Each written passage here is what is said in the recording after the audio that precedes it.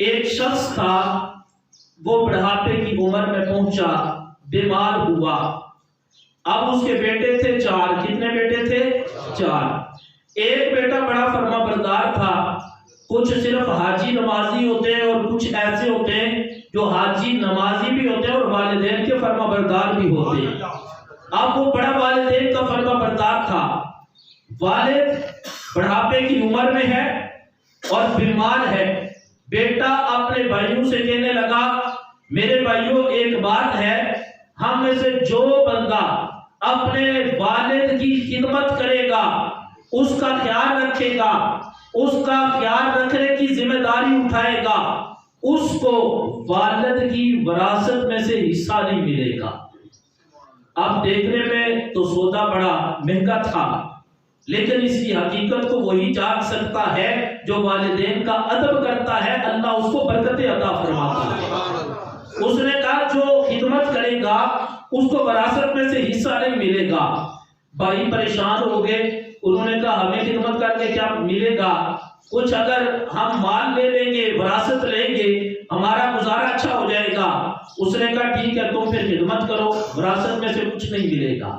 وہ جو تھا اس نے کہا ٹھیک ہے، میں وراثت میں سے حصہ نہیں لوں گا، لیکن یہ جو خدمت کا موقع ہے میں اپنے والد کی خدمت خود کروں گا۔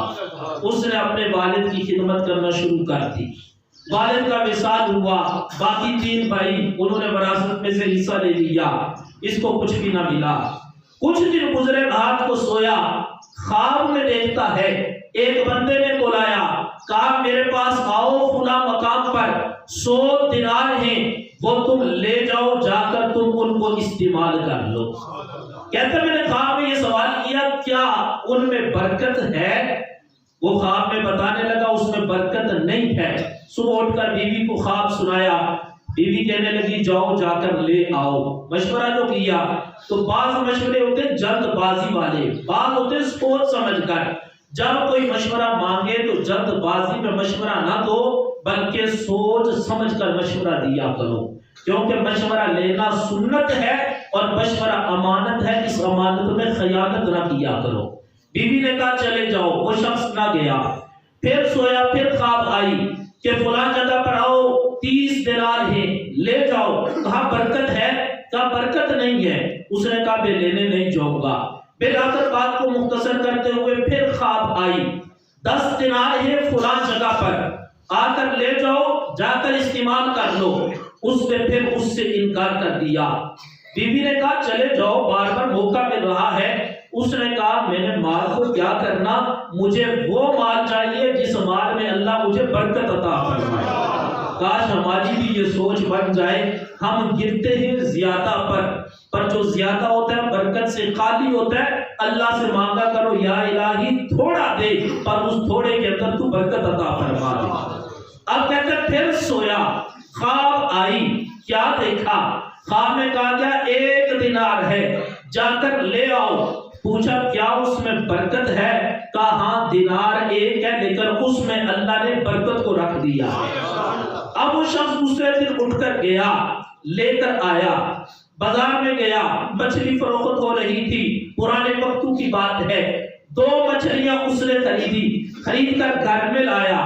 جب مچھلی کو اس نے کاٹا، وہاں سے 2 موتی نکلے۔ وہ موتی جب اس نے اپنے گھر میں رکھے، بادشاہ وقت کو موتیوں کی ضرورت پڑ گئی۔ پرانے جو بزرگ لوگ بیٹھے وہ جانتے ہیں، کسی زمانے میں کہا جاتا تھا یہ بندہ بڑا ہیرا ہے، اس کا مطلب یہ ہوتا ہے کہ ہزاروں میں کوئی ایک ہیرا ہوتا ہے۔ وہ موتی بڑے قیمتی تھے، بادشاہ وقت کو موتیوں کی ضرورت پڑی، کہا کہیں سے موتی تلاش کر کے لے آؤ۔ اب بادشاہ کے جو جانے والے تھے تلاش کرتے گئے، کسی نے بتایا فلاں بندے کے گھر موتی ہے۔ بادشاہ نے کہا وہ جتنی قیمت مانگتا ہے میں قیمت دینے کو تیار ہوں، تم جا کر اس سے موتی لے آؤ۔ 1 موتی جا کر خریدا بڑی مہنگی قیمت کے ساتھ۔ بادشاہ نے کہا یہ بڑا خوبصورت ہے، 1 اور لے کے آؤ۔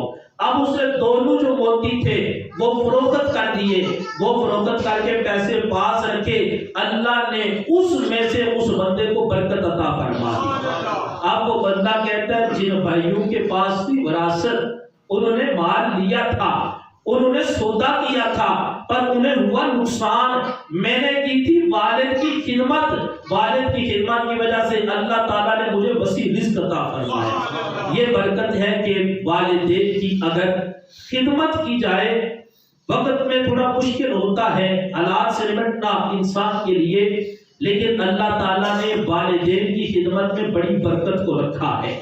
حضرت سیدنا حذیفہ بن یمان رضی اللہ تعالیٰ عنہ آپ بیان کرتے ہیں، حدیث پاک پہ توجہ کرنا، حذیفہ بن یمان رضی اللہ تعالیٰ عنہ بیان کرتے ہیں ایک دن میں نے اپنی والدہ سے اجازت مانگی، اے میری ماں مجھے اجازت دو۔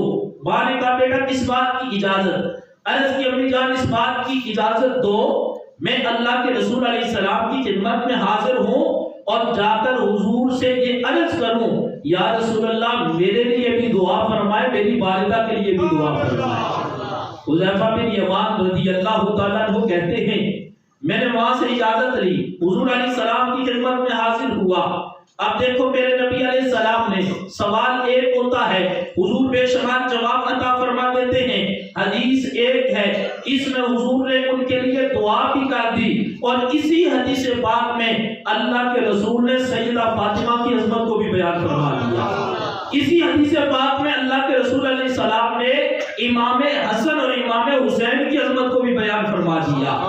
حذیفہ بن یمان کہتے ہیں میں حضور کی خدمت میں حاضر ہوا، نماز مغرب کو ادا کیا، مغرب کی نماز کے بعد بیٹھ گیا، عشاء کی نماز کا وقت ہوا، عشاء کی نماز کو پڑھا۔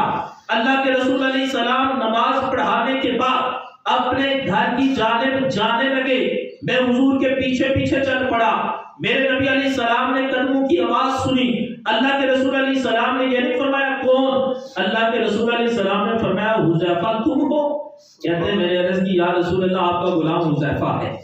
کہتے ہیں اللہ کے رسول علیہ السلام کو بتانے کی بھی ضرورت نہیں پڑی کہ یا رسول اللہ میں اس مقصد کے لیے آیا ہوں، یہ نیت لے کر گھر سے آیا ہوں۔ کہتے ہیں اللہ کے رسول علیہ السلام فرماتے ہیں حذیفہ کیا چاہتے ہو؟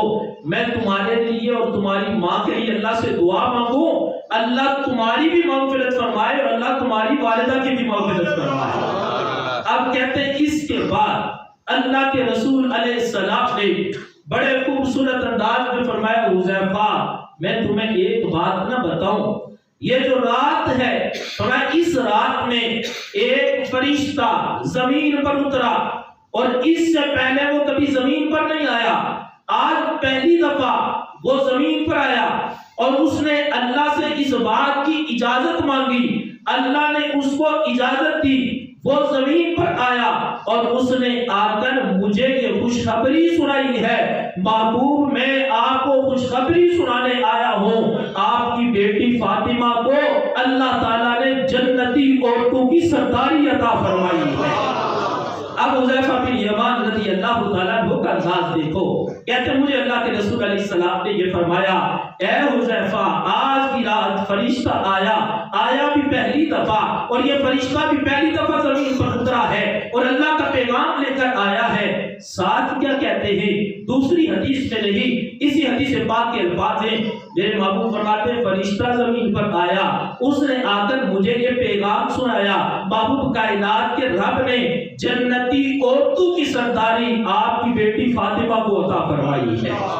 پھر آگے دیکھو حذیفہ بن یمان کہتے ہیں اللہ کے رسول علیہ السلام نے ارشاد فرمایا فرشتے نے مجھے یہ خبر سنائی اے محبوب اللہ تعالیٰ نے جنتی جوانوں کی سرداری آپ کے دونوں نواسے امام حسن اور امام حسین کو عطا فرمائی ہے۔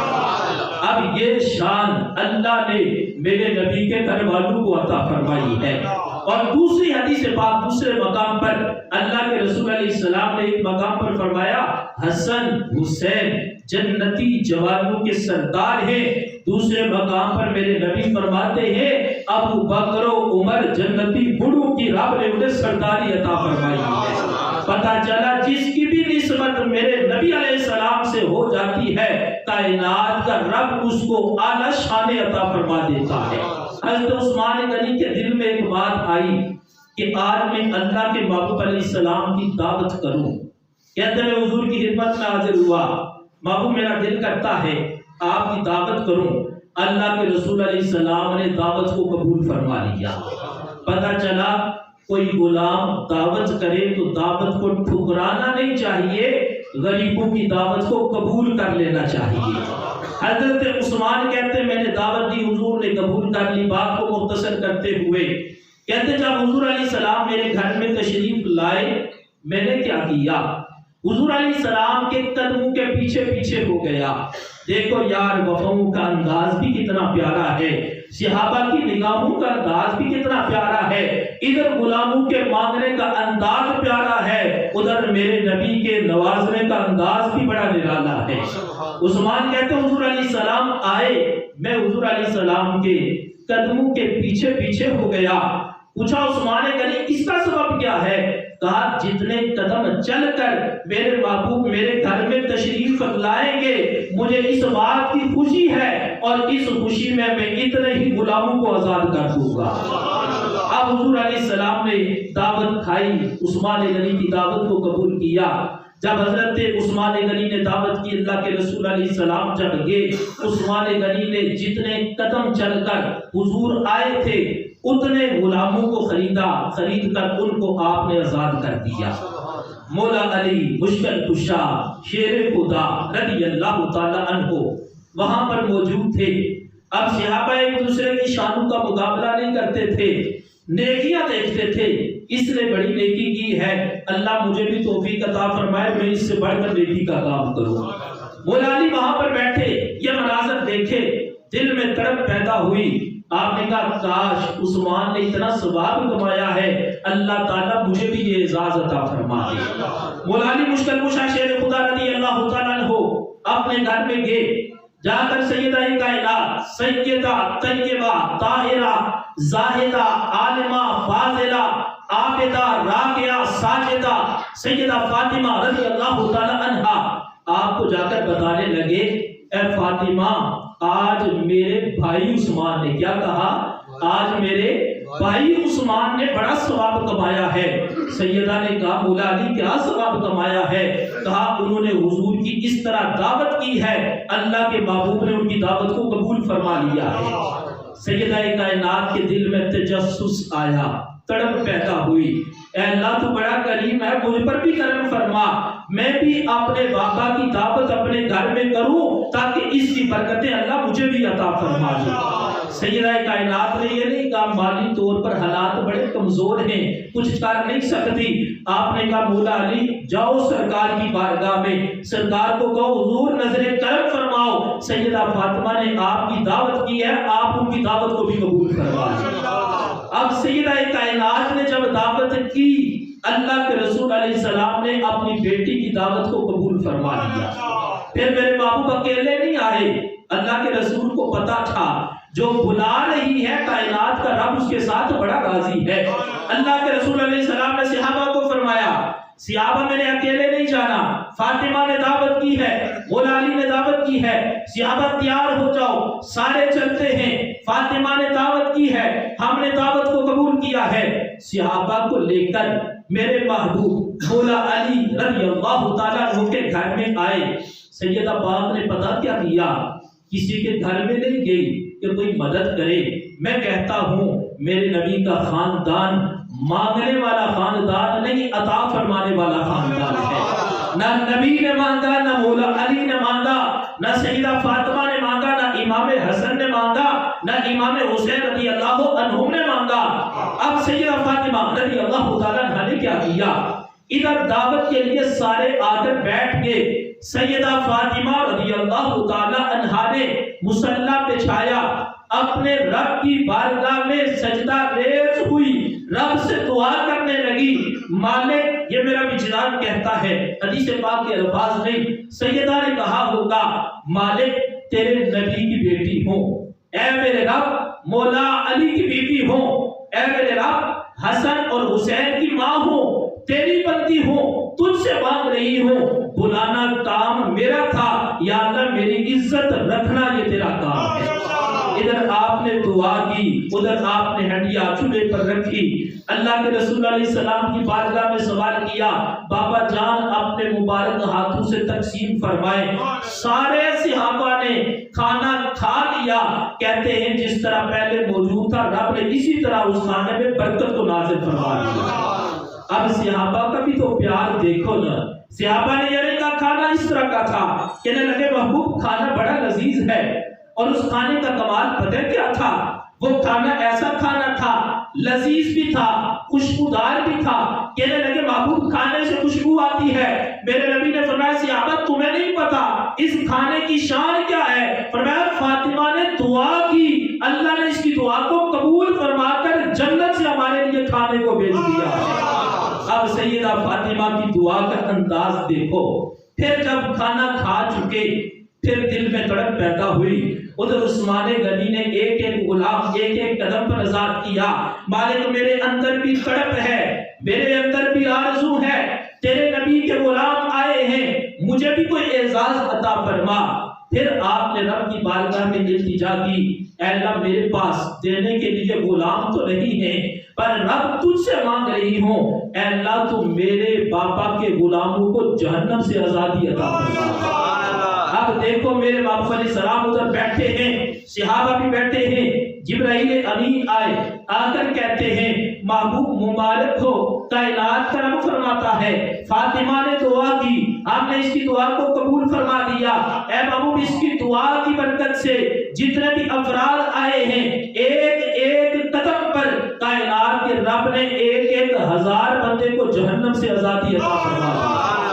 یہ شان کائنات کے رب نے سیدہ فاطمہ کو عطا فرمائی ہے، یہ شان رب نے حضرت عمر فاروق کو عطا فرمائی ہے، یہ شان رب نے ابو بکر عمر عثمان و علی کو عطا فرمائی ہے، یہ شان رب نے امام حسن اور امام حسین کو عطا فرمائی ہے۔ اور پھر چونکہ آج کے دن کی نسبت سے ایک تو سارے احباب یہ کوشش کریں کہ کل اپنے اپنے گھروں کے اندر حضرت سیدنا ابو بکر صدیق کا یوم وصال ہے، تو سارے حضرات اپنے اپنے گھروں میں زیادہ نہیں تو کم از کم جو کھانا بنائیں بیٹھ کر دعا مانگ کر وہی کھانا اپنے بچوں میں تقسیم کر دیں، کیونکہ ان کا اس امت پر بڑا احسان ہے۔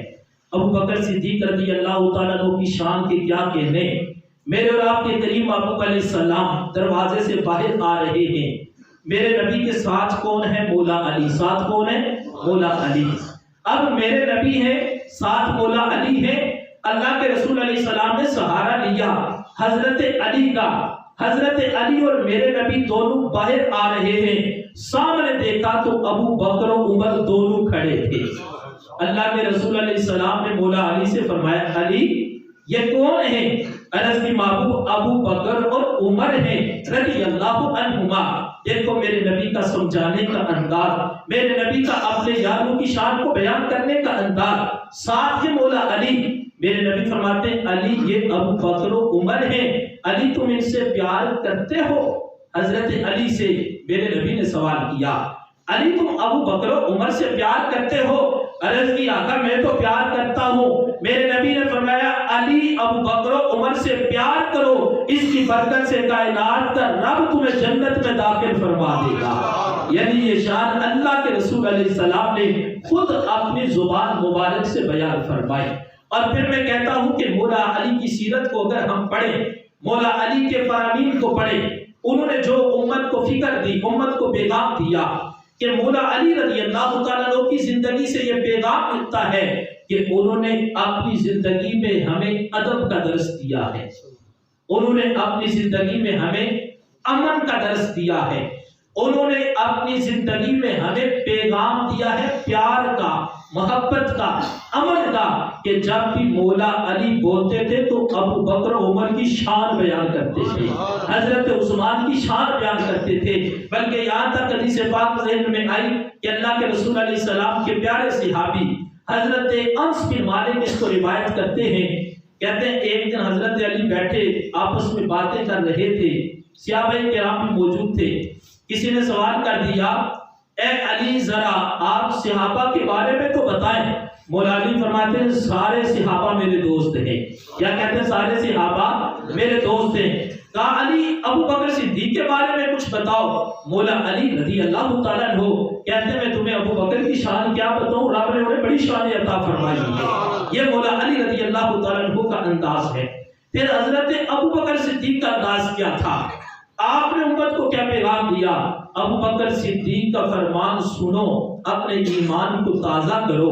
ابو بکر صدیق کہتے ہیں لوگوں اللہ کی قسم اٹھا کر ابو بکر صدیق فرماتے کہتے ہیں لوگوں اللہ کی قسم میں اپنے گھر والوں سے بڑھ کر اپنے نبی کی اہل بیت کے ساتھ پیار کرتا ہوں۔ یہ انداز حضرت ابو بکر صدیق نے جو امت کو عطا فرمایا۔ میرے کریم محبوب علیہ السلام مسجد شریف میں بیٹھے ہیں، صحابہ کا جمع غفیر ہے، حضرت ابو بکر صدیق دائیں جانب بیٹھے ہیں، باہر سے حضرت مولا علی رضی اللہ تعالیٰ عنہ تشریف لائے۔ اب جب مولا علی باہر سے آئے، ابو بکر صدیق دائیں جانب بیٹھے ہیں، میرے محبوب علیہ السلام بھی تشریف فرما ہے، صحابہ بھی بیٹھے ہیں۔ میرے محبوب نے مولا علی کی طرف دیکھا، ابو بکر صدیق نے مولا علی کی طرف دیکھا، اور ابو بکر صدیق نے مولا علی کو آگے بلایا۔ اب اللہ کے رسول علیہ السلام اور مولا حضرت ابو بکر صدیق نے اپنے ساتھ یعنی حضور کے اور اپنے درمیان جگہ بنائی اور حضرت علی کو وہاں پر بیٹھنے کی جگہ دے دی۔ میرے محبوب علیہ السلام نے جب یہ منظر دیکھا، ابو بکر تجھے کتنا پیار ہے علی سے اور علی کو کتنا پیار ہے ابو بکر صدیق سے، میرے نبی نے جب یہ منظر دیکھا، میرے نبی علیہ السلام مسکرائے، سرکار نے مسکرا کر ایک جملہ بولا، ایک جملے میں ابو بکر کی عظمت کو بھی بیان فرمایا، اسی جملے میں مولا علی کی عظمت کو بھی بیان فرمایا۔ میرے نبی نے جب یہ منظر دیکھا نا، پیار آپس میں مولا علی رضی اللہ تعالیٰ عنہ اور جناب ابو بکر کا، میرے نبی فرماتے ابو بکر عظمت والے کی عظمت کو کوئی عظمت والا ہی جان سکتا ہے۔ ابو بکر رب نے علی کو بھی بڑی عظمتیں دی ہیں، رب نے تجھے بھی بڑی عظمتیں دی ہیں، اور عظمت والے کی عظمت کو کوئی عظمت والا ہی جان سکتا ہے۔ پھر حضرت مولا علی اور ابو بکر صدیق کے پیار کی انتہا تھی۔ رب کعبہ کی قسم ہے، منبر رسول پہ بیٹھا ہوں، ہمارے دلوں میں اہل بیت کا بھی بڑا پیار ہے، ہمارے دلوں میں صحابہ کا بھی بڑا پیار ہے، ہمارے دلوں میں بیت پاک کا بھی بڑا پیار ہے، ہمارے دلوں میں چار یاروں کا بھی بڑا پیار ہے۔ لیکن میں مسجد میں منبر رسول پر بیٹھ کر یہ جملہ کہتا ہوں، جب ہم نے کتابوں میں اس بات کو پڑھا کہ ابو بکر صدیق کا حضرت علی کے ساتھ پیار کا انداز کیا تھا، حضرت علی کا انداز کیا تھا، حضرت عمر کا انداز کیا تھا، یعنی چار یاروں کا پنجتن پاک سے کتنا پیار تھا اور پنجتن پاک کا چار یاروں سے کتنا پیار تھا، اس وقت ہمارے پیار کے اندر مزید اضافہ ہو جاتا ہے۔ ہمیں یہ بات اس کا پتہ چلتا ہے، اگر جنت میں جانا ہے پنجتن پاک سے بھی پیار کرنا ہے، چار یاروں سے بھی پیار کرنا ہے۔ اس بات کی وضاحت دیکھو، مولا علی رضی اللہ تعالیٰ عنہ کی زبان سے کتنے خوبصورت انداز میں اپنے غلاموں کو آپ نے سمجھایا۔ ایک دن حضرت ابو بکر صدیق رضی اللہ تعالیٰ عنہ اور مولا علی کا آمنا سامنا ہوا۔ دیکھو جب یار کو دیکھے تو اس کا کلیجہ ٹھنڈا ہو جاتا ہے، پیارا پیارے کو دیکھے تو کلیجہ ٹھنڈا ہو جاتا ہے۔ اب حضرت ابو بکر صدیق نے مولا علی کو دیکھا، دیکھ کر آپ نے تبسم فرمایا، مسکرانا شروع کر دیا، چہرے پہ رنگت آ گئی، خوشی کے آثار نظر آئے۔ مولا علی رضی اللہ تعالیٰ عنہ نے سوال کیا، اے ہمارے امام رہبر محسن قائد، یہ تو بتاؤ مجھے دیکھا ہے اور دیکھ کر مسکرا پڑے ہو، مسکرانے کا سبب کیا ہے؟ کہا میرے یار علی، میرے دلدار علی، میرے دل کا قرار علی، جب میں نے آپ کو دیکھا دیکھتے ہی مجھے میرے نبی کا فرمان یاد آ گیا۔ اب مولا علی نے یہ سوال کیا، اے امام بتاؤ کیا فرمان؟ کہا علی جب آپ کو دیکھا مجھے یاد آیا، اللہ کے رسول علیہ السلام نے امت پر آپ کی محبت کو لازم قرار دیتے ہوئے فرمایا، لوگوں پل صراط پر سے وہی گزرے گا جس کو علی جنت کا ٹکٹ عطا فرمائے گا۔ پتہ چلا مولا علی کی محبت ایمان کا حصہ ہے، علی کی محبت کے بغیر بندہ جنت میں نہیں جا سکتا، نہ ایمان قبول، نہ نماز قبول، نہ روزہ قبول، نہ زکوٰۃ قبول، نہ حج قبول، نہ قرآن کی تلاوت قبول۔ یہ تمام چیزیں اسی وقت قبول ہوتی ہیں جب سینے کے اندر مولا علی کا پیار ہوتا ہے۔ اب اس سے آگے دیکھو حدیث کا اگلا انداز، حضرت مولا علی نے یہ کہا، سن لیا، خاموش ہو گئے۔ مولا علی نے جب سنا، کہا ابو بکر آپ تو امام ہو، قائد ہو، راہبر ہو، محسن ہو، کہا مجھے بھی میرے نبی کا فرمان یاد آیا ہے۔ میرے نبی نے مجھے فرمایا تھا علی جنت کا ٹکٹ اسی کو دینا جس کے دل کے اندر ابو بکر صدیق کی محبت ہوگی۔ اب یہ فرما کر پورے معاملات کو قیامت تک آنے والی امت کے مسائل کا حل مولا علی نے عطا فرما دیا۔ کہا لوگوں میرے نبی نے فرمایا جنت کا ٹکٹ اسی کو دینا جس کے دل میں ابو بکر صدیق کی محبت ہوگی۔ معزز حضرات سامعین و ناظرین، ضرورت اس عمر کی ہے آج ہم اپنی اولادوں کو ادب کا درس دیں، محبت کا درس دیں، پیار کا درس دیں، اور اپنی اولادوں کو یہ سکھائیں کہ بس اہل بیت اطہار کی محبت کے بغیر ہمارا گزارا نہیں ہے، صحابہ کی محبت کے بغیر ہمارا گزارا نہیں ہے۔ حضور علیہ السلام کی ہر نسبت کا ادب، جس طرح یہ ادھر دل بنا ہوا ہے، ذرا توجہ کریے گا ایک منٹ، یہ آپ کے عقیدے کے لیے ہی ہے۔ یہ دل بنایا، دل میں لکھ دیا والدین رسول، ازواج رسول، اصحاب رسول، بنات رسول، آل رسول، غلامان رسول۔ یہی ہمارے عقیدے کی ترجمانی ہے، یہی ہماری تربیت ہے، یہی ہمارا سبق ہے۔ اگر کامیاب ہونا ہے تو حضور کی ہر نسبت کا ادب کرنا ہے۔ اللہ تعالی ہمیں ہماری اولادوں کو حضور کی ہر نسبت کا ادب کرنے کی توفیق عطا فرمائے۔ وما علینا الا البلاغ۔